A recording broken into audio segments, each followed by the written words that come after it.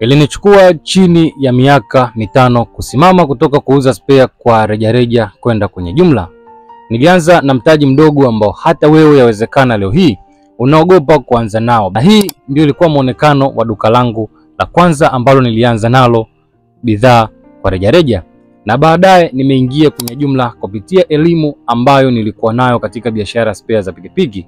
Elimu ambayo mpaka sasa nimewasaidia wafanyabiashara wengi kuanza biashara hiyo kwa mafanikio, lakini kikubwa zaidi ambacho hata wewe unatakiwa kuwa nacho, kwanza ni kupata elimu sahihi ya namna gani ya kuweza kuielewa biashara hii na kuifanya kwa mafanikio, ili ndani ya muda mfupi uweze kutoka sehemu moja kwenda sehemu nyingine. Pili ni kupata orodha ya vitu vya muhimu vinavyotoka ambavyo hata wewe ukianza biashara havitokaa dukani, kwani binafsi kipindi naanza nilikuwa na vichache vinavyotoka na vingi vilikuwa havitoki, hivyo mpaka sasa naelewa changamoto. Tatu, mfumo utakao kusaidia kusimamia mauzo ya biashara yako hata kama huna muda. Inawezekana umeajiriwa, inawezekana unataka biashara yako ka pembeni, inawezekana unatamani upate kitu kingine cha kufanya.